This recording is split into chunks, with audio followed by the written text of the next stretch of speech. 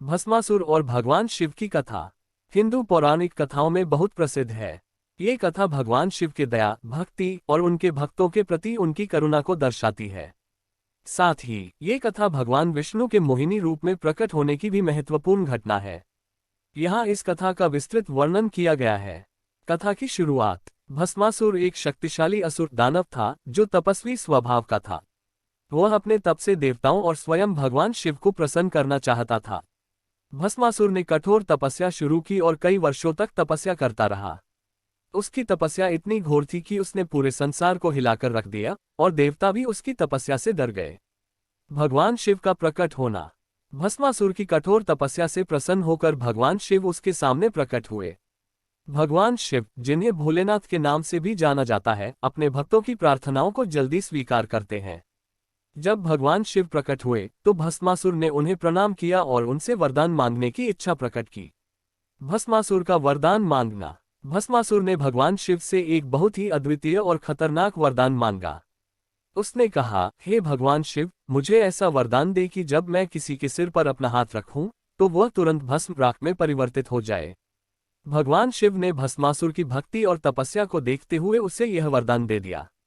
इस वरदान को प्राप्त करने के बाद भस्मासुर अत्यंत गर्वित और अहंकारी हो गया। भस्मासुर का अहंकार और शिवजी पर हमला। वरदान प्राप्त करने के बाद भस्मासुर को अपने अपार शक्ति का अहंकार हो गया। उसे यह वरदान मिलने के बाद यह विचार आया कि यदि वह भगवान शिव को ही भस्म कर देगा तो वह सर्वशक्तिमान हो जाएगा और पूरे संसार का एकमात्र शासक बन जाएगा। इस खतरनाक विचार से प्रेरित होकर भस्मासुर ने भगवान शिव पर ही इसका प्रयोग करने की कोशिश की। भस्मासुर ने भगवान शिव के सिर पर अपना हाथ रखने की कोशिश की। शिवजी को इस बात का आभास हुआ कि भस्मासुर अब उनका विनाश करने की कोशिश कर रहा है। भगवान शिव तत्काल वहां से भाग गए और भस्मासुर ने उनका पीछा करना शुरू कर दिया। भगवान विष्णु की मदद। भगवान शिव ने भस्मासुर से बचने के लिए भगवान विष्णु से मदद मांगी। भगवान विष्णु ने इस संकट को समाप्त करने के लिए एक योजना बनाई। उन्होंने मोहिनी का रूप धारण किया, जो एक अद्वितीय सुंदरी और अत्यंत मोहक नारी का रूप था। मोहिनी का प्रकट होना। मोहिनी का रूप धारण किए भगवान विष्णु ने भस्मासुर के सामने प्रकट होकर उसे अपनी सुंदरता और नृत्य से आकर्षित कर लिया। भस्मासुर, जो मोहिनी की सुंदरता से मंत्रमुग्ध हो गया था, उसे प्रभावित करने का प्रयास करने लगा। मोहिनी ने भस्मासुर को अपने नृत्य का अनुसरण करने के लिए कहा। भस्मासुर का विनाश। मोहिनी ने नृत्य करते हुए विभिन्न मुद्राओं का प्रदर्शन किया।